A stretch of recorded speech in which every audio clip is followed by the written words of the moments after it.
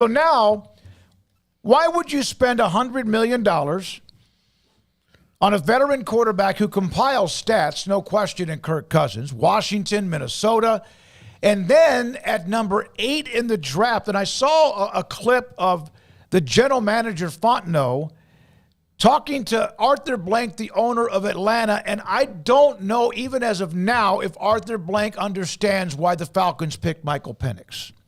Yeah, that was an interesting run on the quarterbacks. I mean, you mentioned why the Broncos do what they did with Bo Nix, because there was clearly a run, and there was clearly a level 1 and then like a level 2 that we'll see get underway tonight with Jordan Travis maybe. Where's he projected, Paul? I don't even know. Jordan Travis is like fourth round.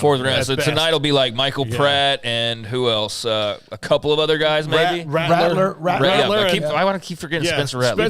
If you're the agent of those two guys, you're pretty thrilled. I would say Rattler and Pratt are the only ones who go tonight. So you see why there's a run on those guys for those teams that needed quarterbacks, but I think it just got expedited when you have Michael Penix all of a sudden go when he's not expected to go. That just I think put everybody took everybody aback a little bit, and so that was shocking to see him go. And then I think the Vikings were taking somebody either way, but that certainly changed. Like I don't know if Bo Nix goes where he went if Penix doesn't get drafted right there by Atlanta. Only Denver knows that. Yeah, only Denver knows that. But I do think that's kind of the curveball we saw that maybe helped further lead to Bo Nix. But regardless, that was shocking and makes absolutely no sense whatsoever. I've seen Falcons fans, and not really many at all, but try to justify it and then just give up halfway through or try to spin it and just get shouted down because it's utter stupidity. Now, if Kirk Cousins goes and gets hurt, that's one thing, but the whole point of it is you didn't have to sign him to begin with for the money that you did that's guaranteed to begin with. So that was just incredibly puzzling. He didn't know. Kirk Cousins did not know. That was incredibly puzzling. How did you not tell him?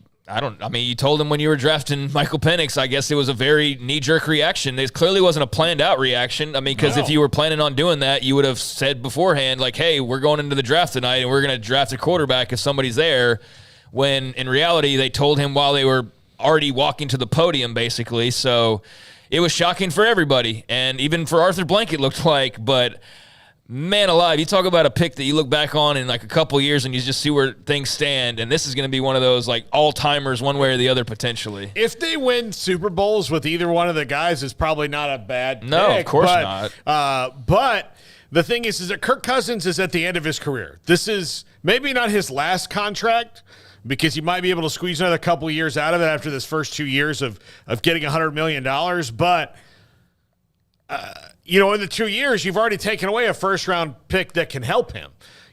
At 8, you could have drafted Roma Dunze. You could have drafted an offensive lineman. You could have drafted a cornerback, which you need desperately in Atlanta. You could have done any of those things, but you drafted a guy who, if everything goes according to plan A, won't take a snap this year.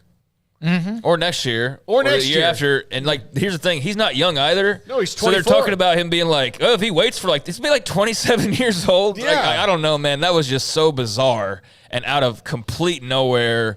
And I really don't think, if our quarterback gets hurt, we've got a good backup.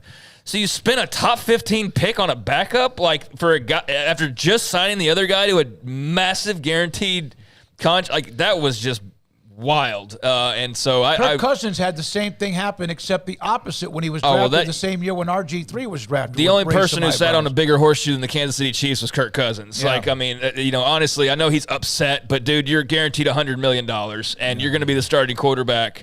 So yeah, you're stunned and you're probably a little upset, but if you're not going to get beat out by Kirk Cousins, and if you do, you're still guaranteed $100 million. So, I don't think he loses in this situation either way. It's great security, but it still just feels so strange that they did that. It's almost like they had a lapse in reality or something, panicked or I don't know. It was crazy. That was crazy. Yeah, unless they just fell in love with him even later than we did. Yeah. They spoke about that. They did clearly, but still just to make that move when they did and how they did was interesting. Cowboys traded back. Paul,